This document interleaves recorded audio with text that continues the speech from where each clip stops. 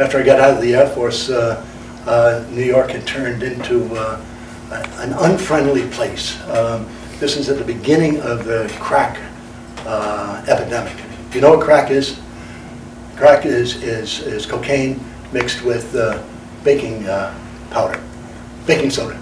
And when you heat it, it makes a cracking sound, crack, and comes into little crystals.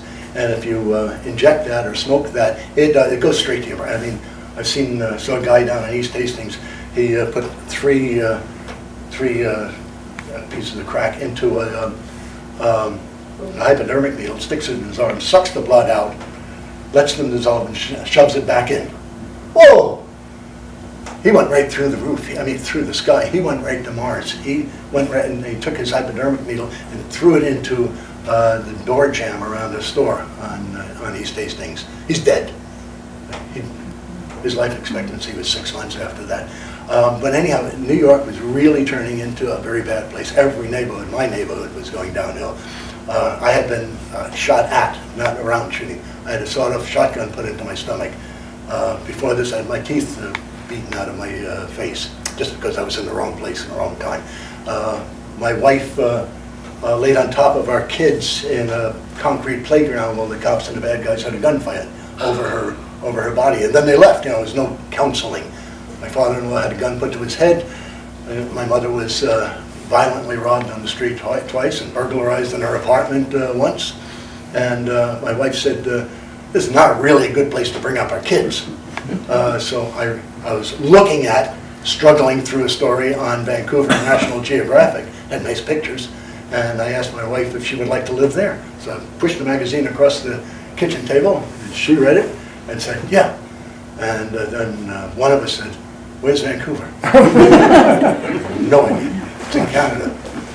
Oh, okay. That makes us to where's Canada?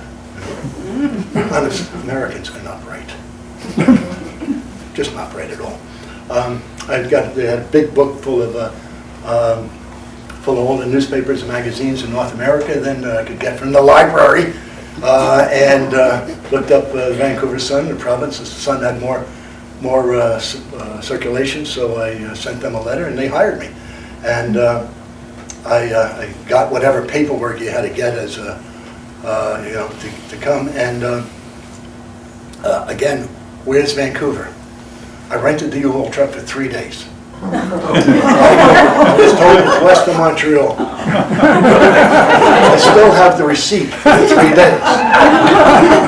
I figured 1 day to Montreal, 1 day west of Vancouver, find an apartment, and unload the truck, and the 3rd day return the truck. The motor's running in New York City when an uncle of my wife's comes up and says, here's a AAA map, one that folds out like an accordion. It's a big accordion. I hand it to our son, who gives it to his sister, who gives it to her mother. Whatever I said then was, not allowed to be said. And where are we going?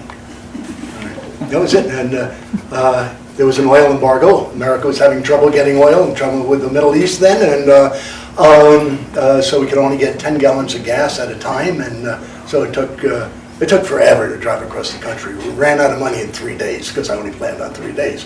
We spent the rest of the time sleeping under the truck and eating canned peas and canned pears, and kept going, and got here, and guess what? There was a housing crisis. We lived in a tent in White Rock, the Hiawatha campground, for a month or two while I would drive to the Vancouver Sun,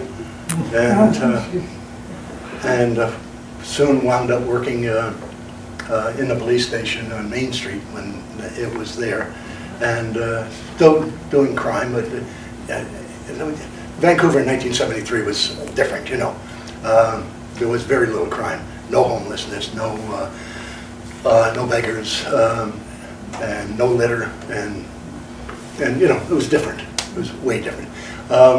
But I was still finding enough crime to keep me employed, and then BCTV was expanding, and I applied there, and they said, I remember this became a joke later.